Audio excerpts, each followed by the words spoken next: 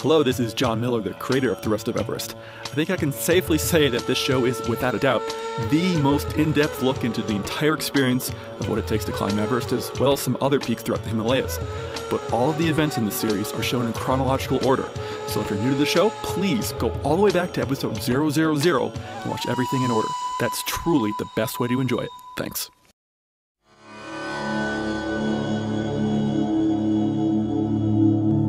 This is the Rest of Everest video podcast, an almost unabridged expedition experience. Episode 107, Going Up and Blowing Up. Well, hello again, everyone. Welcome back to the Rest of Everest. I'm Jon Miller. Happy to have pre-recorded this episode because Ben Clark and Josh Budson, who are both joining me, are currently, right now, probably not Kathmandu. in Oh, you think still Kathmandu? Oh, Okay, definitely. Definitely. Yep. All right, so they're still in Kathmandu. They're getting all the loose ends tied up as they are about to fly out to Lukla, I believe. No, Tumlingtar. Oh, yeah, really? we'll see. We've been talking with Karma quite a bit, and it sounds like we are going to a town called Tumlingtar, and then we have maybe anywhere between a 6 and 12 day approach. It all depends. And yeah, we will be camping near the Makalu West Pillar base camp. That is what I understand. That's what I wanted. That's what Josh wanted. It's what Jon Miller Requirement wanted. It's what we all been asking for. We think we got it. We'll have to show up. Yeah, I guess you'll find out. Yeah, we'll have to put 4 corners of 4 different maps together and see if that adds up.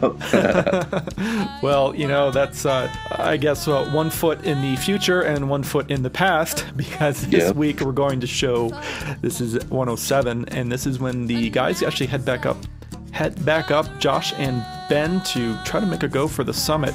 Certainly the summit will be several days away if they were to make it, but you gotta leave base camp and get back up to the Camp 1 that they had established. So hey, let's stay in the past.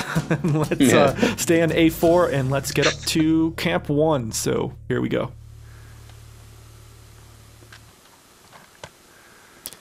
So again, you can see the weather just pretty much looks the same every single day. Yeah, doesn't it? Just heading up across the tail end of the moraine. Heading up back up towards, hopefully, Camp 1, which we make it up to. Had you noticed any... Oh, wait, it actually doesn't take very long. Isn't that great? Oh, didn't take you guys hardly any time at all. No, there we are. It's like, Had already been there? Hardly even had time to shoot it. We mentioned last week that there was that big avalanche was probably triggered by the earthquake in China. And did you notice anything different in the terrain as you were heading up that might have been caused by the ground snow is still pretty bad. yeah. It pretty much, our route itself looks very similar. Yeah. So how does it feel? We're back up at Camp 1. What was it like today? And today was pretty mellow for the most part. Started out kind of sucky like before in regards to post holing up to your armpits, your waist here and there and everywhere. Definitely hiked a lot more of it this time than we had skinned the last time. There's just a lot less snow down around the moraine down by base camp. It's nice to have the skin track to be able to come up. We were able to head right up that pretty well. Yeah, having laid that down really helped. The majority of the steps that I had kicked last time up to Camp 1 were still there, so it's pretty easy going. Right now, I just feel like I'm going to start dripping sweat. It is rather hot right now here in the tent. It feels good to be here. Got here nice and early this morning. Took less than half of the time a lot less than half of the time it did last time to get up here. Did it 3 hours, 40 minutes or so. Just feel great. It's nice to get up to camp and feel refreshed and hungry and thirsty and all the above things. Just been drying stuff out since we got here, and took a little bit of a nap before being woken up to the sun rays yet again that are bombing down our tent. And I'm sure I speak for both of us. It's rather warm, and that's what I'm thinking about right now at this very second. I'm ready to go to my t-shirt and my underwear at this point, to tell you the truth. But I'm sure, looking out there, there'll probably be another cloud. Cover up the sun for a few minutes, cool it off, about 25 degrees here in the tent rather quickly, so it's just up and down. Definitely looking forward to getting to sleep tonight, heading up the hill, make it up to Camp 2 hopefully. We'll see how we do, see what the conditions are like. Hopefully they'll freeze up tonight yet again, make it for a little bit easier going compared to the other day we went up this hill. It was good for a little while, minus coming down. That's about it right now. Feeling super fresh today. Part of that could of course be the aroma that accompanies having not showered for about 3 weeks. And I think the other part of that is the fact that we finally got up above base camp again. Really like base camp, love hanging out with Dorji, Pasong. They're really awesome, been feeding us really great food, but you're kind of tied to the ground down there. And I don't really like being tied to the ground when I'm trying to get up high in the Himalaya. Today was an awesome day. We totally exceeded my expectations. I was really dreading today for a long time. Try to keep a really positive attitude, but remembering how awful it was leading up that slope in the skins and the skis to help us go uphill on the skis. It took us like 3 hours to get up the one section that was just brutal, and it basically just felt like walking into hell uninvited. Josh is such a pro and was really quick to get ready, and so we were able to get mobilized. We left at like 5 a.m. We got up to here at Camp 1, 17,700 feet in about 3 hours and 40 minutes, and we had some distance to cover, some elevation to gain. Really happy with those results because it took us nearly 8 hours to get up here last time with the 3 of us, and now it's just the 2 of us. We're both acclimatized. I think that's the biggest asset. And that showed today. We were able to use that skin track to walk up, so we weren't plunging up to our waist the whole time, which was a really, really nice bonus. And then we got up here, and I didn't even look at my watch till we got here, and I was like, wow. So just hanging out in the tent today. It's really nice and warm out there. Could have probably been a good summit day, but most importantly, it's a good day for the sun to finally bake the upper slopes and hopefully consolidate them enough for us to get a shot at this thing. I feel like we have a real opportunity here to maybe climb it, and we're here late in the season. It's just Josh and I, only 2 people on the entire 24,688 foot mountain. So that's really cool. It's quite a rarity in the Himalaya in most places. So just feeling good, man. We've been hanging out, eating. Voice is starting to get raspy because we're up here at altitude, drinking a lot of water, melting down some snow and whatnot, and just feeling it, feeling like this is what we came for. This is our last shot. This is the only shot we need. We're going to go up there, suss things out. If they're good, they're good. If they're bad, they're bad. And you know what? We're going to go home after this. A couple of really happy dudes because we came out, we showed up, we've skied lines, never been skied before, and we're back up here for a little bit more. Got to get the icing on the cake and hopefully summit. But if we don't, it really doesn't matter. We've summited a lot of other mountains. This is Josh's first trip to the Himalaya. We don't want him to get too, you don't want him to think it's easy here by any means. So yeah, it's pretty good, pretty good. Psyched to be here, and psyched that we came up here. Boots are dry. Just a damn fine day, straight up. Get it? Hope so. It's nice. Really nice. Looking back on that day, that was a really nice day. Yeah, fun. I mean, for the Himalaya, you always cover so many damn thousands of feet. It's like you can get a decent day on a north-facing line over there. It's still all right. Yeah.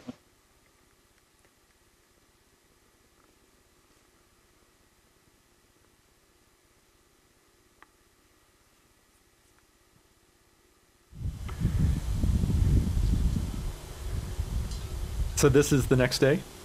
This is the next day, yeah. The camp's down, sort of would be down past my head there a ways that we came from, and we're heading up to hopefully set up Camp 2. And we do set up Camp 2 roughly at our high point with where we stopped, and Tim decided he was going to go down.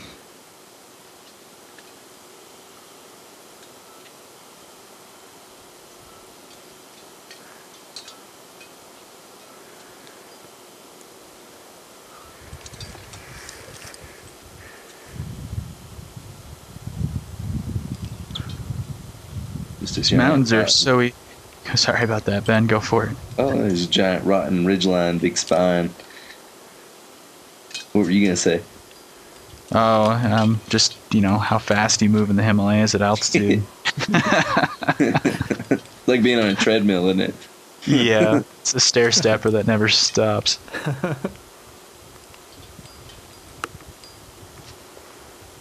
But it was beautiful going up that ridge. Thing you can't see, it's out of view.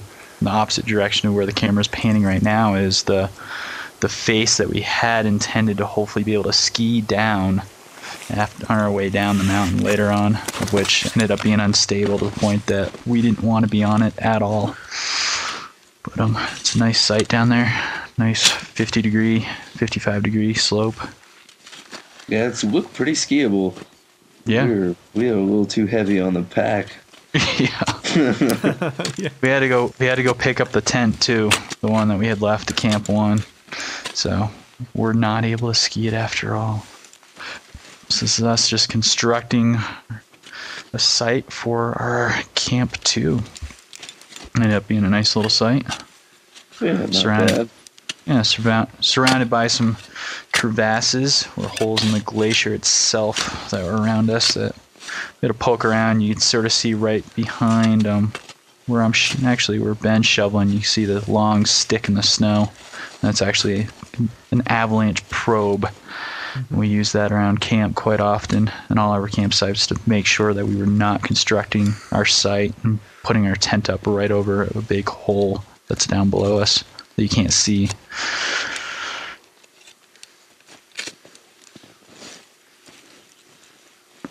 And we were feeling awesome right then, just like digging.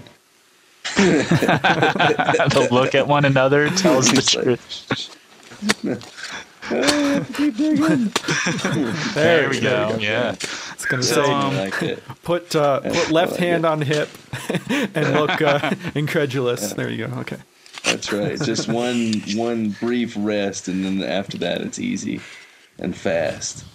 Wow! Look, what a fast. It's cruising. One thing you always dreaded at altitude.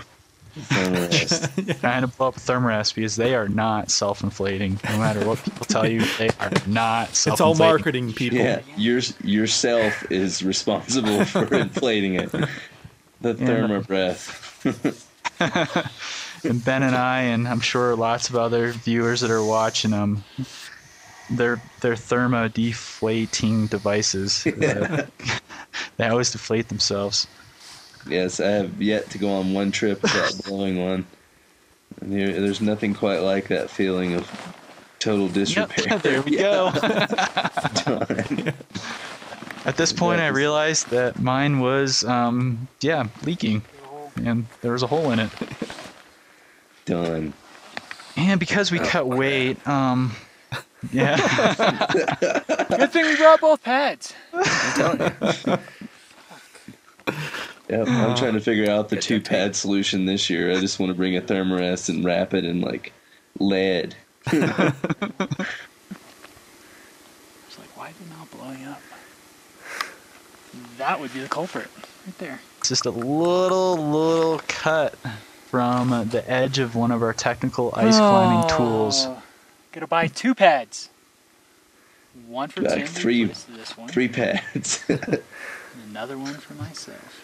What that was about is mine on the way up the first time ended up having a leak that I could not find, and Tim was nice enough to loan me his pad, of which I put a hole in every time. Yeah. So this will just insulate me from the water on the ground. Yep. You're looking at me saying, damn, he's taking a long time to blow that thing up. Get it blown up, I feel like, shh, what's going on?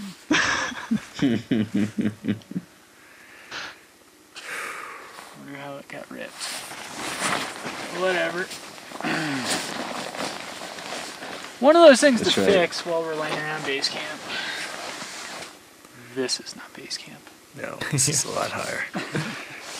Welcome to our own So for all those people personal at camp. home, I'm not that out of breath. Yeah. I just kept on blowing something up with a hole on it. Alright. I totally forgot you had filmed that. When we started talking about thermarest, I forgot it was at that point that it actually had a hole in it. Yep. Tuckered out. Wakey, wakey. Not sleeping. Just in the eyes. It's rather sunny right now. They hurt. How does it feel to be up here at our new intermediate camp, Josh? What do you think of our intermediate camp in our day-to-day? I think the camp's cool.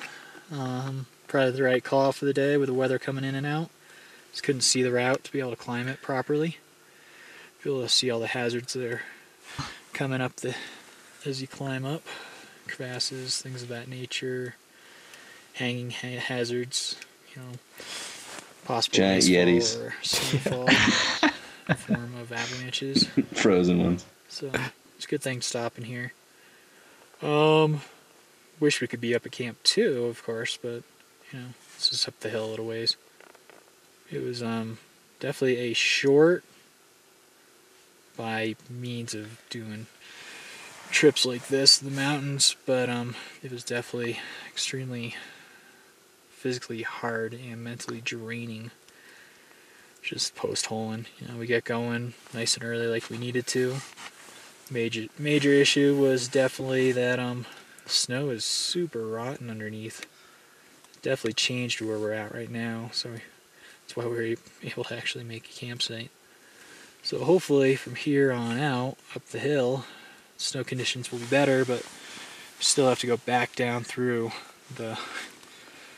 anywhere from constant knee deep to waist deep to chest deep to, oh my god, am I falling in a crevasse over my head deep. So snow's just really rotten. Snow really didn't get wet until we got up higher here when we got past most other stuff, so that wasn't the issue. It was just the issue of a lot of facets, rotten facets. And facets, for those that don't know what facets are, it's a type of snow grain, and it sort of look like diamonds. And these ones are so big, you quite literally take a scoop of them with your hand and look at them. They just look like a whole bunch of shiny diamonds. And the issue with those is they don't like to bond to one another. They don't like to stick and make one solid snowpack. Quite literally, you step into it and it's like quicksand. And Ben's perfecting the reversed plunge step. Yeah. The backwards plunge man. step. It's amazing. You'll go to step up, and next thing you know, you're falling backward on your other foot and trying to dig yourself out. It's pretty interesting. Yeah. Hat off to Ben today. He definitely stuck with the lead and didn't want to hand it over, even though I kept on offering because I could tell he was getting wiped out, as I was myself. And then he finally switched over the lead, not too far below where we're at right now. I just wanted to get there. Yeah. Breaking trail up to It this doesn't point. matter who's breaking trail. I just The want to task get that he had there. at hand earlier today. Now I'm just thinking about, I don't know. There's a big ass peak right there, actually. Weather cleared up. Look. Just thinking about rehydrating, getting some food in me for tomorrow, and hopefully heading up the hill tomorrow in better snow conditions. Hoping to go to Camp 3. Don't know if that's realistic. Camp 2 is doable, I believe, from here, no problem. Worst case scenario, No we head up problem. there and find stuff we don't want to be on. Hazards, things like that, or crappy snow conditions. And come back here. Ben already stated, and I agree with him, if we have to come back down here, we're going back down to base camp, and then we're going home. I'm just trying to clear all the thoughts out of my brain that don't have to deal with what we're doing on this mountain right now, tomorrow or the next day. Trying to sort of push all the family life, business, house shopping, all that stuff just out of my brain as I get to speak to my wife. And of course, put those little thoughts in your head, and it just keeps on going and going and going until you try to shut them out, and it takes a lot to shut them out. Now that I spoke about it, now I'm thinking about it again. Damn it! The vicious cycle. So yeah, hopefully this is a good shot. Probably get my nice greasy hair. Oh yeah. The only thing the camera doesn't catch is the smell. Yeah. We smell pretty bad right now. Been 3.5 weeks without a shower. For you, it wasn't like yesterday. Yeah. I waited. That's no long. I was expecting it just to come. All the moisture came from my own body. Yeah, I was trying to do the plunge step with head into the snowbank. Well, that's about it. And we will hear from Ben, but it's going to be about 5 weeks or at least before we get to hear from Ben. Yep. Because like we said at the beginning of this episode, these guys are actually currently, as this is being released, they are in Kathmandu heading out to Barunse for this spring's expedition, yearly expedition. So wow, thanks a lot, guys. Really. Yeah, John. Thank you. Thank you, Really John. appreciate it. I want to remind everyone that typically I like to say Josh's website and Ben's Plum TV website for following these guys, but this time I want to remind everyone to check out skithehimalayas.com because that's going to be the clearinghouse for all the dispatches. Everything. Yeah, everything. all the content coming from this expedition this spring. It's going to be coming out of there, and they will also be doing some interviews with CNN. Is it CNN or is it going to be Headline News? It will be CNN. Okay, And so then for CNN. who knows how far to go? You never do. It'll start out with CNN, and then if we're going for it and it's a pretty interesting trip, which I think it will be, who knows? Who knows? But likely CNN, CNN.com, skithehimalayas.com, and it'll be a good time. Definitely check it out. I mean, I can only tell you ahead of time it'll be a good time. My prediction is it will be a great time, but just from right now, sitting in Telluride recording this episode with a week left till we go, I think it's going to be good just to get out the door and have some fun. and ironically, I will be out there again this year. We'll only be, I think, at one point no more than 20 kilometers from them, but still might as well be back in Colorado for as much as I'll get to actually Just see email them. us. Just email, yeah. I'll page you. Yeah, Just page us. Shout really loud. Wind's blowing the right direction. We may hear you. Yeah, throw a prayer flag in the air. Before we go here, though, guys, I just want to climb safe. I hope it's a really good expedition, and we joke a lot in these episodes, but it's because we don't know how to have fun. well, the reality is that personally for me, whenever my friends are getting ready to go on another expedition, I always get a little nervous, and Ben and I it's kind of become an unspoken tradition that the I love yous come out. And there's always, whenever we have satellite phone calls and everything, it's always like, I love you. So Ben, I love you. Love you too, John. You're like a brother. Josh too. I love you too. I love you too. Love you. And I look forward to getting to know Jon Miller more from the content coming out of this expedition. And because as you guys might remember, there's going to be a third expedition member this year named Jon Miller, but it's not me. Again, it's not me, and I don't want to take any credit. We haven't found a good nickname for him yet. So, well, guys, have a great time, and I really look forward to catching up with you all when you get back, and really look forward to all of the incredible video footage that we're going to have to show once it comes time to get into the Barunse expedition episode. So really look forward to it. So be well, guys. All right, John, we will. Okay, and again, we will catch on with episode 108 when they return. So thanks so much, everyone. The Rest of Everest is downloaded all over the world every day, and watching the show has become a part of many people's weekly routine. The show will always be free to download, but it's by no means free to produce. please help me cover my costs by making a small monthly or one-time donation from the right sidebar on my website, and in return I'll give you some cool bonus materials. A donation of any amount will grant you access to some interesting video content, including high-definition versions of several podcast episodes. A one-time donation of $25 or more, or any of the monthly donation options, will additionally grant you access to a downloadable version of the film Everest: The Other Side, which episodes 1 to 61 are based on. I really cannot express how vital these donations are, and if you've made a donation, thank you so much. As always, our announcer is Marlon May, and our music is provided by Wendy Wu. Check her out at wendywoo.com. Thanks so much, everyone, and we'll see you next week. Thank you for watching The Rest of Everest. For more information on the expedition, please visit therestofeverest.com.